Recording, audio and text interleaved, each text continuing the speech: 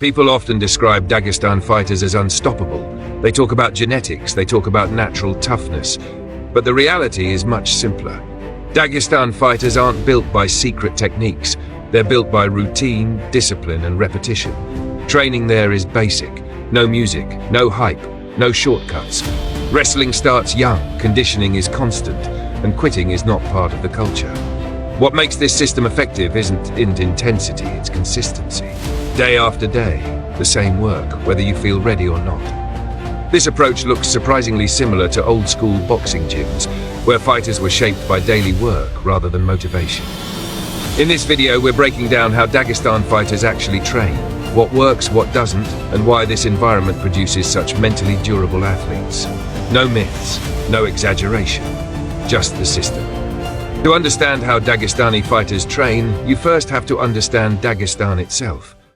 Dagestan is a mountainous republic in Russia's North Caucasus region, home to roughly 3 million people and dozens of ethnic groups. The terrain is demanding, steep mountains, cold winters, and historically limited resources. Life in this region has long required physical endurance, discipline, and strong community bonds.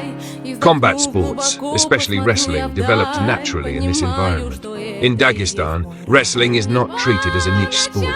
It is a respected discipline and a common part of childhood. Many children begin training at a young age, often in local sports schools or community gyms. By their teenage years, dedicated wrestlers may already have more mat time than many professionals elsewhere. What separates Dagestani wrestling from many other systems is its social importance. Success is closely tied to family reputation and personal responsibility. Athletes are expected to represent their family, their coach, and their community with discipline and humility. When fighters like Khabib Nurmagomedov speak about training for their father or their family name, they are describing a genuine cultural expectation, not a marketing narrative. Over time, this system has produced Olympic champions, world-level wrestlers, and elite mixed martial artists, often without advanced facilities or modern technology. Many training halls remain basic, with a heavy emphasis on fundamentals. The strength of the system lies in continuity, experienced coaches, early development, and consistent daily work. While many athletes elsewhere are driven primarily by personal ambition, Dagestani fighters are motivated by duty, identity, and responsibility, a psychological foundation that becomes visible under pressure. The mountain training philosophy. Now let's talk about one of the most iconic aspects of Dagestani training, the mountains. You've probably seen the videos, fighters running up steep mountain trails, wrestling on rocky ground, training in harsh conditions. This isn't for social media content. This is a fundamental part of the training philosophy. The mountains serve multiple purposes. First, there's the obvious physical benefit, altitude training. At higher elevations, there's less oxygen, which forces your body to adapt by producing more red blood cells. This improves cardiovascular endurance and recovery. Mountain training in Dagestan starts with running and sprints. Fighters regularly run steep mountain trails, often at altitude and in cold conditions. These runs build exceptional cardiovascular endurance, leg strength, and lung capacity. Sprinting uphill forces the body to work harder with less oxygen, improving stamina and recovery. When these fighters compete at sea level, their conditioning gives them a clear advantage. Wrestling in the mountains comes next. Training on uneven, rocky ground forces constant balance adjustments. There's no flat surface, no predictable footing. Every movement requires control and coordination. This develops stronger stabilizer muscles, better foot placement, and an ability to stay balanced under pressure. As a result, Dagestani fighters are difficult to off-balance and highly adaptable in scrambles. Another common method is training with rocks. Fighters lift and rotate heavy stones above their heads, carry them over distance, or use them for resistance work. These movements build raw shoulder strength, grip endurance, core stability, and full body power. Unlike machines, rocks shift and resist unpredictably, forcing the body to work as a single unit. Body weight exercises are also central to mountain training. Push-ups, dips, and rope climbing are performed regularly, often outdoors and in cold conditions. Push-ups and dips develop upper body endurance and pressing strength, while rope climbing builds grip strength, back strength, and coordination. These exercises directly support wrestling control and clinch strength without unnecessary bulk. The harsh climate ties everything together. Training in cold weather forces the body to work harder to maintain performance, building resilience and mental toughness. Fighters learn to operate when conditions are uncomfortable and imperfect, exactly what they'll face in a real fight. The daily training structure. So what does a typical training day look like for a Dagestani fighter? While exact routines vary depending on age, experience, and competition schedule, training generally follows a consistent, high-volume structure. Morning sessions usually begin early, often around 6 or 7 a.m. This first session is commonly dedicated to general conditioning and movement preparation. Road work is a regular component, as we already discussed, including running on roads, trails, or hilly terrain, to develop aerobic capacity and overall endurance. These sessions are often followed by calisthenics, plyometric exercises, or basic functional strength work. The primary technical session of the day typically focuses on wrestling. Training blocks often last between 90 minutes and 2 hours and include takedown drilling, positional work, and extended live wrestling. Emphasis is placed on pressure, control, and work rate, reflecting the demands of competitive grappling rather than light or purely technical movement. Midday is generally reserved for rest and recovery. Meals are usually simple and practical, based on readily available whole foods such as meat, vegetables, bread, and dairy. Rather than complex or highly individualized nutrition plans, the focus is on consistency, sufficient caloric intake, and sustaining energy for multiple daily sessions. Afternoon or evening training often shifts towards striking. While wrestling remains the foundation, modern Dagestani fighters increasingly incorporate boxing and kickboxing. Sessions commonly include pad work, heavy bag training, technical combinations, and controlled sparring, with an emphasis on efficiency and applicability to mixed martial arts. Grappling work may be revisited later in the day with an MMA-specific focus. This includes cage control, ground positioning, and transitions that account for strikes.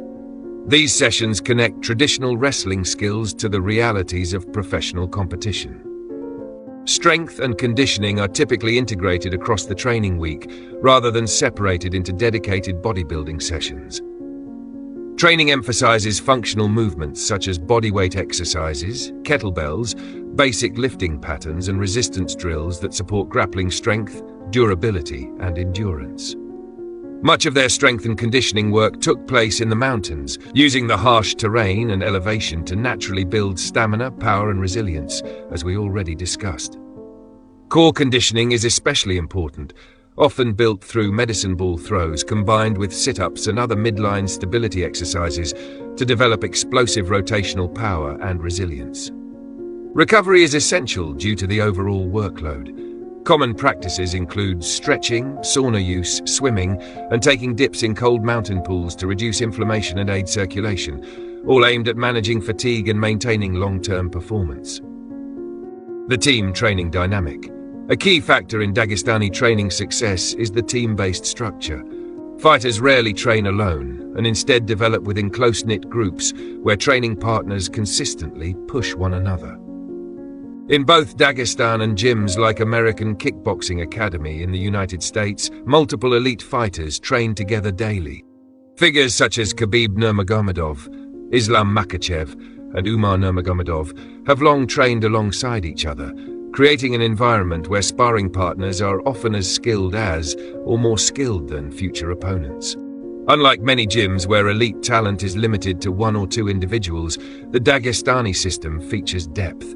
Regular training often involves national or international level athletes, which raises the overall competitive standard and accelerates development. Mentorship is central to the system. Experienced fighters routinely guide younger athletes, passing down technical knowledge, training habits, and discipline. Coaches like Abdul Manap Nurmagomedov emphasize this continuity throughout their careers. The team environment enforces accountability. High effort is expected and lapses are immediately noticeable. This creates consistent discipline without the need for external motivation. Ego is minimized in training. Status carries little weight on the mat, allowing fighters to learn openly from mistakes and improve efficiently. Shared cultural and religious values further strengthen team cohesion, discipline, and long-term commitment. This structure reduces isolation and burnout, which are common in individual sports. Over time, it creates mentally resilient fighters who are comfortable training and competing under constant pressure. The mental game. While the physical training is impressive, what really sets Dagestani fighters apart might be their mental game. Let's break down the psychological factors that make them so dominant. First, there's the concept of discipline over motivation. Western fitness culture often focuses on motivation, getting pumped up, feeling excited to train. Dagestani culture focuses on discipline, training whether you feel like it or not. Motivation is fleeting, discipline is constant. This is why Dagestani fighters maintain such consistency in their training. Second, there's delayed gratification. Many Dagestani fighters grow up with limited resources. They're not training for quick fame or immediate payoffs. They're willing to put in years of brutal training before seeing any return. This patience and long-term thinking translates to strategic fighting. They're not rushing for the knockout, they're systematically breaking opponents down. The pressure to represent their families and communities creates a unique mental dynamic. It's not just about them, it's about everyone back home watching. This could be crushing pressure, but in the Dagestani system, it's channeled into motivation. They're fighting for something bigger than themselves, which provides deep purpose. There's also incredible self-belief developed through the system. When you've been training since childhood, when you've wrestled thousands of rounds, when you've tested yourself against elite competition daily, you know you're prepared. This isn't false confidence, it's earned. You see it in how Dagestani fighters carry themselves. They're calm, focused, certain. Mental toughness is systematically developed through training in harsh conditions. When you've trained in freezing mountain weather, when you've pushed through exhaustion countless times, a 5-round fight becomes just another day at the office. The discomfort of fighting is something they've prepared for specifically. Another factor is the long-term perspective on losses and setbacks. In many Western sports cultures, losing is catastrophic. In Dagestani training culture, losses in training are learning opportunities. They're not afraid to be put in bad positions, to get submitted, to get taken down, because that's how you improve. This fearlessness in training translates to fearlessness in competition. Finally, there's the element of spiritual faith. Many Dagestani fighters speak openly about how their Islamic faith gives them strength and peace. They believe that outcomes are ultimately in God's hands, which paradoxically removes pressure. They can focus on what they control, their preparation, their effort, and leave the rest to fate. So you're probably not moving to Dagestan to become a fighter. But there are legitimate lessons from this training culture that apply to anyone pursuing excellence in any field. Lesson 1. Start young and stay consistent. The Dagestani approach shows that mastery comes from years of consistent practice. Whether you're learning a skill, building a business, or pursuing fitness, consistency over time beats intensity in short bursts. Show up every day, even when you don't feel like it. Lesson 2. Culture matters. Surround yourself with people who share your values and push you to be better. The Dagestani team environment creates accountability and raises everyone's level.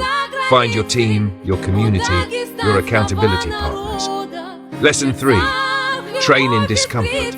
You don't need to wrestle in the mountains, but you do need to regularly push outside your comfort zone. Whether that's cold exposure, high-intensity training, or just doing hard things when you don't want to, building that mental toughness pays dividends everywhere in life. Lesson 4. Master fundamentals. Dagestani fighters are so dominant because they've mastered basic wrestling techniques through endless repetition. In whatever you do, master the basics before chasing advanced techniques. The fundamentals, done excellently, beat flashy moves done poorly. Lesson 5. Embrace functional training. You don't need fancy equipment or complicated programs. Basic movements done with intensity and consistency build incredible fitness. Push-ups, pull-ups, running, wrestling, carrying heavy things, these simple modalities work. Lesson 6. Have a bigger purpose. Dagestani fighters train for family, honor, community, something beyond themselves. Find your bigger purpose. What are you training for? Who are you doing this for? Purpose sustains you when motivation fades. Lesson 7. Stay humble and keep learning. Despite their success, Dagestani fighters remain students of the game. They're always looking to improve, always willing to learn. Ego is the enemy of growth. Stay humble, stay curious, stay coachable. Lesson 8. Respect the process. There are no shortcuts in the Dagestani system. They trust the process of daily training, progressive overload, and systematic improvement. Trust your process. Put in the work. Be patient with results. Conclusion. The Dagestani fighting system isn't magic. It's not genetics or secret techniques. It's a culture that values wrestling above almost everything else, that instills discipline and honor from childhood, that creates training environments where excellence is the standard, not the exception. It's thousands of hours on the mat. It's running through mountain trails when your body screams at you to stop. It's pushing cars up hills. It's wrestling round after round after round. It's training when you're tired, hurt, discouraged. It's representing something bigger than yourself. Can you replicate this system entirely? Probably not, unless you're willing to move to Dagestan and start from childhood. But you can take the principles, consistency, community, discipline, purpose, mental toughness, and apply them to your own life and training. The next time you watch a Dagestani fighter dominate in the cage, remember, you're not just watching one person. You're watching generations of knowledge, culture, and dedication. You're watching what happens when an entire region decides that wrestling excellence is a core value. You're watching the result of a system that's been refined over centuries. That's the real secret of how Dagestan fighters train.